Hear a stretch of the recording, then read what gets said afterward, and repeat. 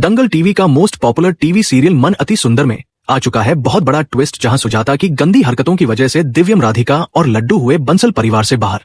जी हां दोस्तों, आप सभी के फेवरेट सीरियल मानती सुंदर में जब सुजाता का सच जब दिव्यम को पता चल जाता है तो दिव्यम फैसला ले लेता है कि राधिका के आत्मसम्मान के लिए और अपने आत्मसम्मान के लिए वो बंसल परिवार को हमेशा हमेशा के लिए छोड़ के बंसल परिवार से दूर जाने का फैसला ले लेता है। और ये सब देख के जग्गू जी और दादी बहुत ज्यादा परेशान हो जाते हैं कि अगर सच में दिव्यम बंसल परिवार को छोड़कर चला जाएगा तो घर के कामों को कौन देखेगा और ऑफिस इसको कौन देखेगा, और राधिका जब चली जाएगी बंसल परिवार को छोड़ के तो बंसल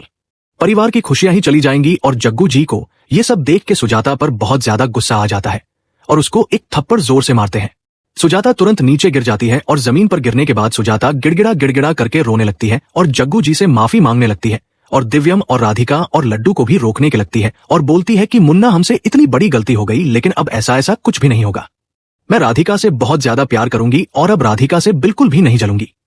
दिव्यम तुरंत सुजाता से बोल देता है, माँ जी आपने इतना बड़ा चाल चला और हम सभी लोगों को इतने दिनों तक इतना बड़ा बड़ा धोखा देती रही। हम सभी लोग आप पर आंख बंद करके विश्वास करते रहे और अगर राधिका बंसल परिवार में नहीं होती तो आप ना जाने बंसल परिवार के लोगों के साथ कितना बड़ा झूठ बोलती और धोखा देती रहती। ये सब देख करके सुजाता तुरंत बोल देती है कि मुन्ना प्लीज हाथ जोड़ रहे हैं, तुम्हारे आगे तुम बंसल परिवार को छोड़ करके मत जाओ। अगर तुम्हें हमसे प्रॉब्लम है तो मैं खुद ही बंसल परिवार को छोड़ करके बंसल परिवार से बाहर चली जाती हूँ। ये सुनने के बाद दिव्यम और राधिका बोल देते हैं,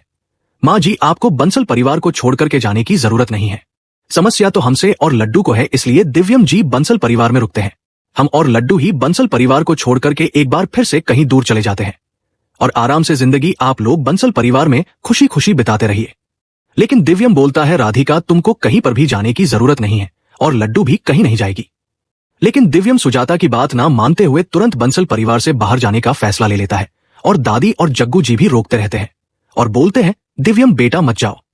हम खुद ही सुजाता को धक्के मार करके हमेशा हमेशा के लिए बंसल परिवार से बाहर निकाल देते हैं। हालांकि दोस्तों, वीडियो में आगे बढ़ने से पहले आप लोगों से एक छोटी सी रिक्वेस्ट है, अगर आप लोगों ने अभी तक राधिका और दिव्यम के लिए इस वीडियो को लाइक करके चैनल को सब्सक्राइब नहीं किया है तो अभी के अभी कर दें और कमेंट बॉक्स में जय भोलेनाथ लिख के भोलेनाथ से प्रार्थना करिए कि दिव्यम, राधिका और लड्डू बंसल परिवार को छोड़ करके कहीं ना जाए, सुजाता को धक्के मार के बंसल परिवार से बाहर निकाल दिया जाए।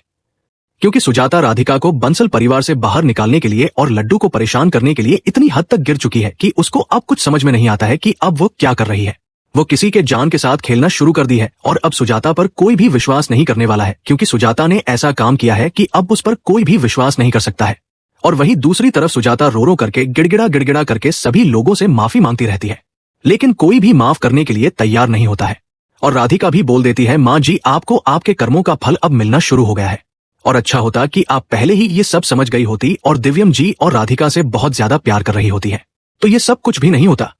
लेकिन ये जो आपके अंदर आग लगी हुई थी नफरत की, उसके वजह से आज आप बेघर भी हो चुके हैं